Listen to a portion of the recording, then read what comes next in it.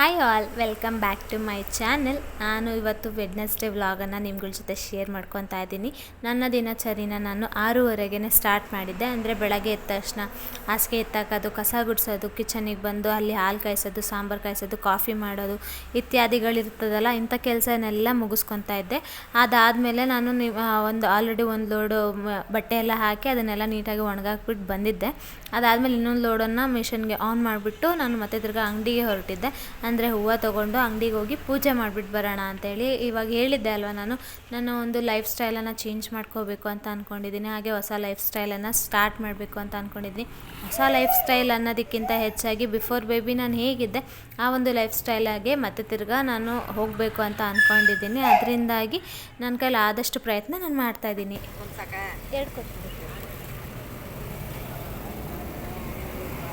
Coffee ಆಯಿತಾ? ಹಾಂ, ಆಯಿತು.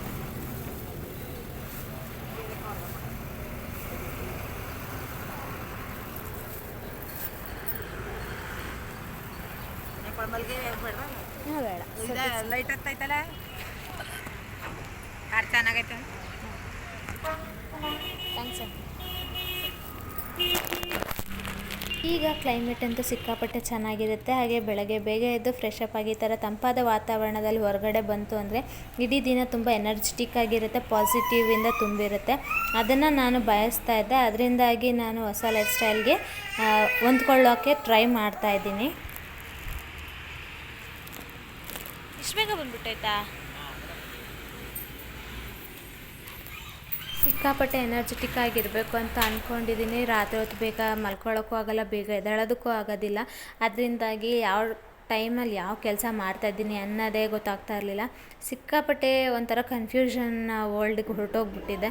ಯಾವ ಕೆಲಸ ಮಾಡ್ತಾಯಿದ್ದೀನಿ, ಯಾವ ಕೆಲಸ ಮಾಡ್ತಾಯಿಲ್ಲ, ಏನು ಮಾಡ್ತಾಯಿದ್ದೀನಿ, ಏನು ಬಿಟ್ಟಿದ್ದೀನಿ ಅನ್ನೋದನ್ನೆಲ್ಲ. ಸೊ ನಮ್ಮಮ್ಮ ಬೈಯೋರು, ಈ ಥರ ಮಾಡ್ಕೋಬೇಡ, ಏನೇ ಆದ್ರೂ ಸರಿ ನಿನ್ನ ಕೆಲಸನ ನೀನೇ ಮಾಡ್ಕೋಬೇಕಾಗುತ್ತೆ, ಸ್ವಲ್ಪ ಬೇಗ ಎದ್ದೇಳು. ಮಧ್ಯಾಹ್ನದ ಹೊತ್ತು ಹೇಗಿದ್ರು ಪಾಪು ಕೂಡ ಮಲ್ಕೊತಾನೆ, ಆಯಿತು ಅಂದರೆ ಒಂದು ಅರ್ಧ ಗಂಟೆನೋ 1 ಅವರ್ ಅವನ ಜೊತೆನೂ ಮಲ್ಕೊಂಡ್ರೆ ರೆಸ್ಟ್ ಆಗುತ್ತೆ. ಕಷ್ಟ ಆದರೂ ಪರವಾಗಿಲ್ಲ, ಒಂದು ವಾರ 15 ದಿನ ಸ್ವಲ್ಪ ಕಷ್ಟ ಆಗ್ಬೋದು, ಎದ್ದೇಳೋದಕ್ಕೆ ಟ್ರೈ ಮಾಡುವಂಥ. ಸೊ ಅದನ್ನೇ ಒಂದು 2 ದಿನ 3 ದಿನ ಸ್ವಲ್ಪ ಕಷ್ಟ ಆಯಿತು. ಇವಾಗ ಅಲಾರಾಮೇ ಬೇಡ, ಆರಾಮಾಗಿ ಅದೇ ಟೈಮಿಂಗ್ಸಲ್ಲಿ ನಾನು ಎದ್ದು ಕೂತ್ಕೊಂಡ್ಬಿಟ್ಟಿರ್ತೀನಿ. ಕರೆಕ್ಟ್ 6 ಗಂಟೆ ಆಯಿತು ಅಂದರೆ ಎಚ್ಚರಾಗೋಗುತ್ತೆ.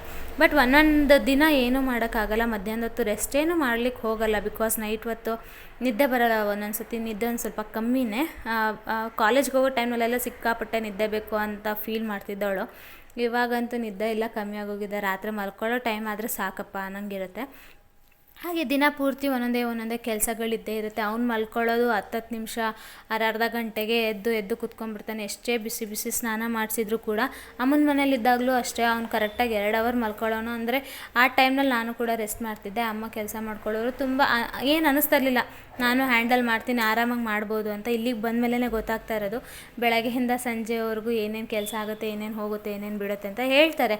ನಾವೇನು ಮಕ್ಕಳೆತ್ತಿಲ್ವಾ, ನಾವೇನು ಮಾಡದೇ ಇರೋ ಕೆಲಸನ ನೀನು ಮಾಡ್ತೀಯಾ, ಹಾಗೆ ಹಿಂಗೆ ಅಂತ ಮಾತಾಡೋರು ತುಂಬ ಜನ ಮಾತಾಡ್ತಾರೆ.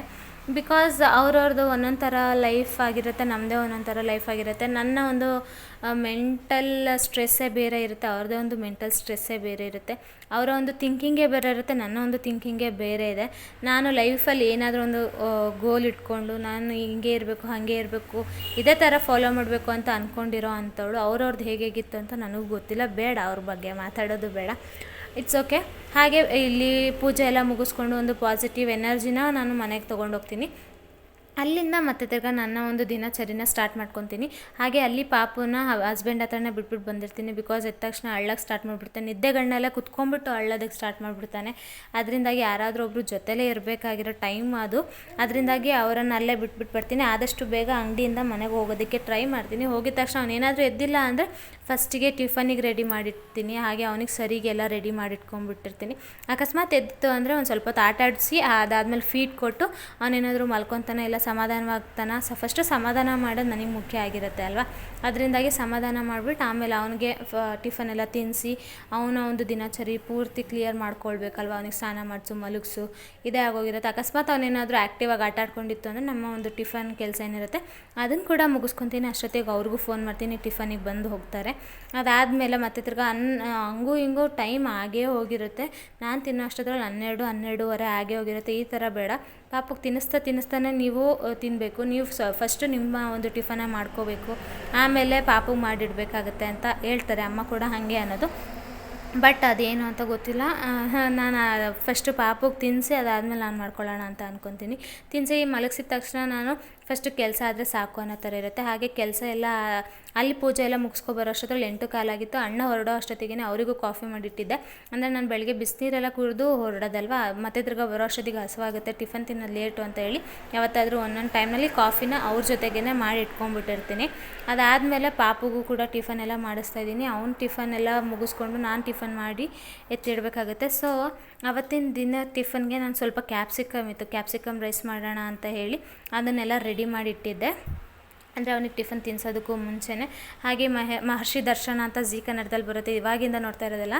ನಾನು ಕಾಲೇಜ್ಗೆ ಹೋಗೋ ಟೈಮಿಂದ ಈ ರಾಶಿ ಭವಿಷ್ಯನ ಬರುತ್ತಲ್ವ, ಅದನ್ನು ನೋಡ್ಕೊಳ್ದಿರ ನಾನು ಕಾಲೇಜ್ಗೆ ಹೋಗ್ತಾ ಇರಲಿಲ್ಲ. ಎಷ್ಟೋ ಸತಿ ಫೈನ್ ಕೂಡ ಕಟ್ಟಿರೋದುಂಟು ನಾನು ಕಾಲೇಜಲ್ಲಿ. ಯಾಕಂದರೆ ನನ್ನ ಒಂದು ರಾಶಿನ ನೋಡಿಕೊಂಡೇ ಹೋಗಬೇಕಾಗಿತ್ತು. ಅಲ್ಲಿವರೆಗೂ ನಂಗೆ ಸಮಾಧಾನನೇ ಆಗ್ತಾ ಇರಲಿಲ್ಲ. ಪೇಪರಲ್ಲೆಲ್ಲ ನೋಡ್ತಾ ಇದ್ದೆ, ಈ ಸ್ಕೂಲ್ ಟೈಮ್ನಲ್ಲಿ ಪೇಪರ್ಸ್ ಎಲ್ಲ ಹಾಕಿಸ್ಕೊಳ್ಳೋವಲ್ಲ, ಆ ಥರ ನಾನು ರಾಶಿ ಭವಿಷ್ಯನ ಆವಾಗ ಪೇಪರಲ್ಲೆಲ್ಲ ನೋಡಿಕೊಂಡು ಓದ್ಕೊಂಡು ಹೋಗ್ತಾಯಿದ್ದೆ. 10:45 11 ಗಂಟೆ ಆಗೋಗಿತ್ತು. ಅಷ್ಟೊತ್ತಿಗೆ ಇವರು ಬಂದರು. ಅವ್ರಿಗೂ ಟಿಫನ್ ಹಾಕ್ಕೊಟ್ಟು ನಮ್ಮ ಅಣ್ಣನಿಗೂ ಬಾಕ್ಸ್ ತುಂಬಿ ಅವ್ರ ಜೊತೆನೇ ಕೂತ್ಕೊಂಡು ತಿಂತಾಯಿದ್ದೆ. ಬಿಕಾಸ್ ಪಾಪು ಮಲ್ಕೊಂಡಿದ್ದೆ ಸದ್ಯಕ್ಕೆ. ಪಾಪು ಮಲ್ಕೊಂಡಿದ್ದ ಅಂತ ಹೇಳಿ ನಾನು ಕೂಡ ಟಿಫನ್ನ ತಿನ್ಕೊಂಬಿಡೋಣ ಅಂತ ಅಂದ್ಕೊಂಡೆ. ಹಾಗೆ ಅಮ್ಮನ ಮನೆಯಿಂದ ಬರೋ ಟೈಮ್ನಲ್ಲಿ ಪುದೀನದ್ದು ಇವು ಬರ್ತಾವಲ್ಲ, ಅದನ್ನೆಲ್ಲ ನೆಟ್ಬಿಟ್ಟು ಬಂದಿದ್ದೆ, ಮಣ್ಣು ಹಾಕ್ಬಿಟ್ಟು. ಸೊ ಚೆನ್ನಾಗಿ ಬಂದಿದೆ ನೋಡು ಅಂತೇಳಿ ಫೋಟೋ ಕಳಿಸ್ಕೊಟ್ಟಿದ್ರು. ಹಾಗೆ ಪೂರ್ತಿ ದಿನ ಹಾಗೇ ಕಳೆದೋಯ್ತು. ಅದಾದ ನಂತರದಲ್ಲಿ ಪಾಪು ಊಟ ಎಲ್ಲ ಮುಗಿಸಿ ಒಂದು ಸ್ವಲ್ಪ ಹೊತ್ತು ಆಟಾಡಿ ಆಮೇಲೆ ಮಲ್ಕೊಳ್ಳಿ ಅಂತೇಳಿ ಇದ್ದಾಗ ಅಂಬೆಕಾಲು ಹಾಕ್ಕೊಂಡು ಆಟ ಆಡ್ಕೊಂಡಿದ್ದ. ಆ ಒಂದು ವಿಡಿಯೋ ಕ್ಲಿಪ್ಪಿಂಗನ್ನು ಕೂಡ ನಿಮ್ಗಳ ಜೊತೆ ಶೇರ್ ಮಾಡ್ಕೊತಾ ಇದ್ದೀನಿ.